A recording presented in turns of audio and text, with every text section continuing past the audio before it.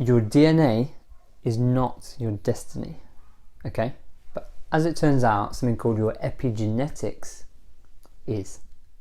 What on earth do I mean by that? I'm going to explain all in today's video. Hey, I'm Alex Hall. Thank you so much for joining me. If you're new here, appreciate you being here. Do go ahead and drop a like and let me know your thoughts in the comments below. Of course, hit that subscribe button and the bell icon so you don't miss out on any future videos. If you're back again from some other videos, maybe you're a long-term subscriber, I appreciate you. Let me know your thoughts below and any future videos that you want to see. I'm always open to ideas and topics to cover. So thank you again for being here. So it was once thought that humans had about 100,000 genes or so, okay? But there was a huge science project, we say. Lots of brilliant minds came together in something called the Human Genome Project, and they mapped the entire human genome. And you know what they found? They found that there was only 20,000 genes. Not 100,000, but 20,000. So how were we out by about 5x, right? 5 times. How were we out by a factor of 5 between what we thought and what there actually is? Put simply, it's because your DNA is not your destiny, okay? To expand on that a little bit further, it's because of something called epigenetics. And whilst there are 20,000 genes that we have, there are multiple ways that those genes can be turned on or turned off, okay? Think of them almost, there's a switch for each gene. We have this gene, this piece of data, right? These instructions, okay? Really they're instructions to do something, to make something happen, okay? But sometimes they're turned off and other times they're turned on. What that's controlled by is our epigenetics. Okay, so our epigenetics is the controller of your genes. The literal translation, I think with Latin, is on top of your genes. So think of it as something that sits on top of this piece of data, this instruction, and it decides whether or not to read it or not. It's like, I'm turned off, I'm not going to do anything. Or I'm turned on through some changes that we'll discuss.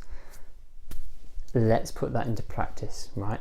So some people are at genetically higher risk of type 2 diabetes, for example. They have a series of genes, type 2 diabetes. However, provided a number of lifestyle factors that impact your epigenetics, the controller, the bit that's on top of your genes, those genes might never get switched on, right? They might stay turned off all your life. How amazing is that? Your DNA is not your destiny. Just to clarify some of the factors that enable you to control your epigenetics, so controlling the controller, if you will.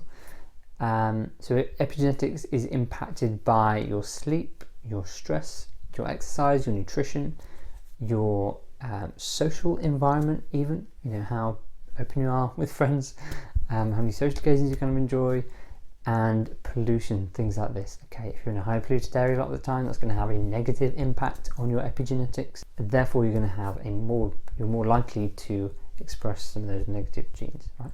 We want to keep our epigenetics in as positive place as possible, okay, because they are basically the controller of everything that's going on. So it's not your DNA that's your destiny, it's actually your epigenetics which is your destiny, which is something we have considerable control. Okay, I'm not going to say total control, but considerable control through these lifestyle factors. Okay, sleep, stress, nutrition, exercise, pollution, social kind of environment.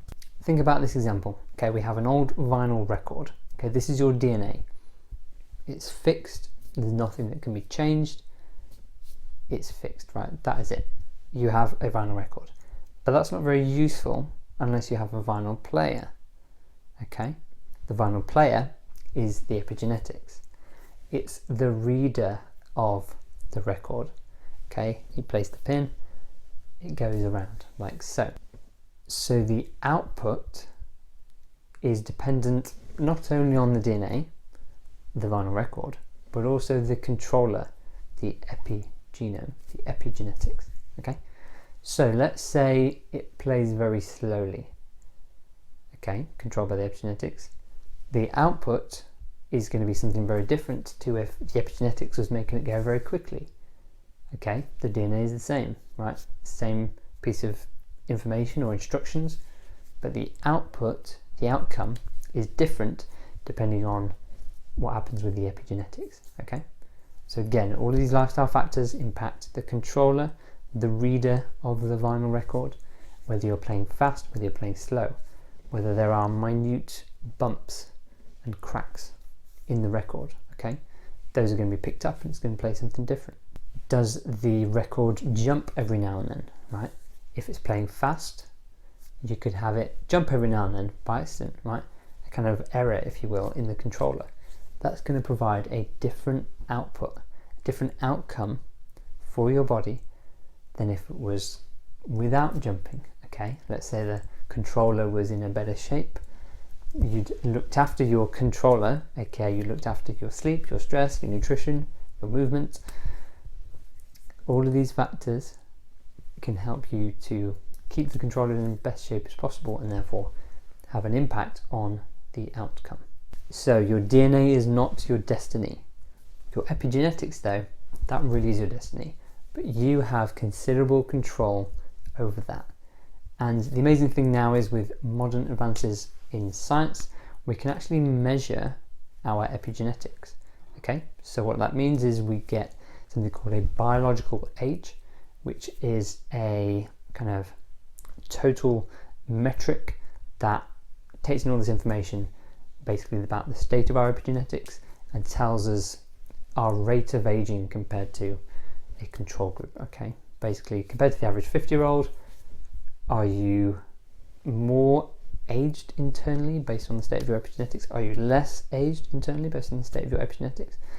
And this biological age is very, very strongly correlated with things like all-cause mortality, okay, dying from any source, non-accidental source. So things like cancer, diabetes, heart disease, all these things. Okay, so the younger your biological age, the less you're at less risk of dying from any of these diseases.